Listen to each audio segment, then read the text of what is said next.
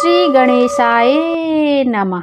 बोलिए चौथ माता की जय। आइए आज के वीडियो में हम चौथ माता की व्रत कथा का श्रवण करेंगे।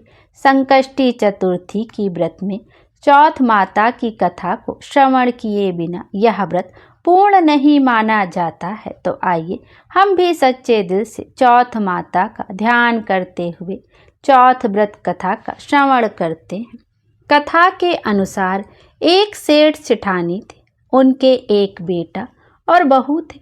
बहू सबको भोजन करा के फिर स्वयं भोजन करती। एक पड़ोसन ऐसी भी थी जो रोज पूछती कि बहू आज क्या बनाया खाया है। बहू कहती ठंडो बासी।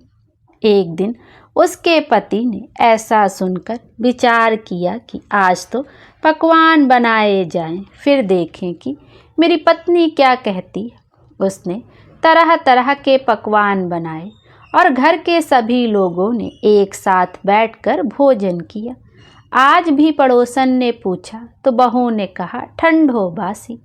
सेठ के लड़के ने सोचा हो ना हो कोई बात अवश्य है जिससे कि मेरी पत्नी ऐसा कहती है। उसने पत्नी से पूछा तुम रोज ठंडो बासी खाया ऐसा क्यों कहती हो, जबकि हम सब ने एक साथ बैठकर कई तरह के पकवान खाए। उसकी पत्नी बोली आप जो कह रहे हैं वह सही है। हम जो खा रहे हैं वह बाप बूढ़ों की कमाई है। जिस दिन आप कमा कर लाओगे उस दिन मैं समझूंगी कि ताज़ा भोजन कर रहे हैं। अब एक दिन लड़के ने माँ से कहा मैं एक बड़े शहर में कमाई करने जा रहा हूँ। माँ बोली बेटा अपने पास इतना धन है कि खाया नहीं चुकेगा। माँ के मना करने पर भी बेटे ने स्वयं कमाने का दृढ़ निश्चय कर लिया और जाते समय पत्नी से कहा मैं जब तक कमाकर बहुत सा धन लेकर ना आऊं तुम चूल्हे की आग मत बुझने देना। एक दिन चूल्हे की आग बुझ गई तो वह मन ही मन घबराने लगी, कहीं मेरे पति पर संकट तो नहीं आन पड़ा। जल्दी से पड़ोस में से आग लाकर चूल्हे में रख दी। ऐसा विचार करके पड़ोस में गई। वहाँ पड़ोसन चौथ माता का व्रत पूजन कर रही थी। पड़ोसन ने कहा थोड़ी देर में आकर ले जाना। बहू ने पड़ोसन से पूछा आप यह व्रत क्यों करती हैं, इससे क्या फल मिलता है। पड़ोसन ने कहा चौथ माता के इस व्रत को करने से अन्न धन लक्ष्मी मिले और अपनी मनोकामना पूरी हो। अब बहू भी चौथ माता का व्रत करने लगी। दीवार पर चौथ माता बनाई। उस दिन घी गुड़ का चूरमा बनाकर रात्रि को चंद्रमा को अर्घ देकर भोजन करती। ऐसा करते करते बहुत दिन बीत गए। चौथ माता ने उस बहू के पति को सपना दिया कि साहूकार का बेटा तू जागे कि सोवे, तेरी पत्नी तुझे बहुत याद कर रही है। घर जाकर उसकी चिंता मिटा। तू दुकान खोलकर कंकु केसर का पगलिया बना के बैठ जाना। आज तेरा हिसाब किताब चुकता हो जाए। अब तो चौथ माता ने जैसा कहा था वैसा ही हुआ। उसने घर जाने की तैयारी की और गाड़ी भर के धन दौलत लेकर चल दिया। रास्ते में एक बड़ा सा काला नाग फन फैलाए बैठ गया और कहने लगा आज तो मैं तुझे डसूंगा, छोड़ूंगा नहीं। आज तेरी आयु पूरी हो गई है। सेठ ने लड़के से कहा आज चौथ माता ने मुझे सपना दिया तो मैं पत्नी से मिलने घर जा रहा हूँ। वहाँ मेरी पत्नी बहुत चिंता कर रही है। मैं उससे मिलकर जरूर आऊँगा, तब तुम मुझे डस लेना। नाग ने कहा तुम शपथ पूर्वक कह कर जाओ तो मैं तुम्हें जाने दूंगा, परंतु लौट कर नहीं आए तो तुम्हारे घर आकर मैं तुम्हें डस लूँगा। इस प्रकार सर्प को वचन देकर वह अपने घर पहुँचा।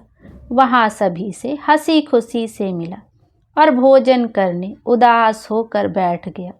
उसकी पत्नी ने उदास होने का कारण पूछा तो पति ने काले नाग वाली बात बताते हुए कहा यदि मैं उसके पास नहीं जाऊंगा तो वह घर आकर ही मुझे डस ले। पत्नी बहुत चतुर थी। उसने कहा कि आप घबराओ नहीं, लेट जाओ, मैं एक उपाय करती हूँ। पत्नी ने कमरे की 7 पीढ़ी धोई। पहली पीढ़ी पर रेत, दूसरी पर इत्र, तीसरी पर गुलाल और चौथी पर कंकु केसर, 5वीं पर लड्डू पेड़ा, 6ठी पर गादी गलीचा और 7वीं पीढ़ी पर दूध का कटोरा भरकर रख दिया। इस प्रकार वह 7 ही पीढ़ी सजाकर बैठ गई। आधी रात होते ही नाग आकर पीढ़ी चढ़ने लगा। पहली पीढ़ी पर रेत में लौट गया और कहने लगा कि सेठ की बहू ने आराम तो बहुत दिया, पर वचनों से बंध कर आया हूँ, सो डसूंगा अवश्य ही। इसी प्रकार 7 पीढ़ियों पर नाग आराम करता हुआ और कहता हुआ कि डसूंगा जरूर। कमरे में जाने वाला ही था कि चौथ माता ने विचार किया कि मैं इसे नहीं बचाऊंगी तो संसार में धर्म कर्म और व्रत पूजन को कौन मानेगा। अब तो गणेश जी, चंद्रमा जी और चौथ माता ने उसे बचाने का विचार किया। चंद्रमा जी ने उजाला किया, चौथ माता ढाल बनी और गणेश जी ने तलवार लेकर नाग को मार दिया और ढाल से ढक दिया। अब बहू भी थकी हारी सो गई। दिन उगा तो लोग बेटे से मिलने आए, परंतु बेटा बहू तो उठे ही नहीं। बहुत देर हो गई तो माँ उन्हें उठाने गई। माँ ने 7 पीढ़ियों पर जब सब कुछ देखा तो बहुत घबराई और बेटा बहू को आवाज लगाई। बेटा बहू उठे तो देखा कि एक ढाल तलवार वहाँ पड़ी। अब ढाल उठाई तो वही काला नाग मरा हुआ पड़ा है।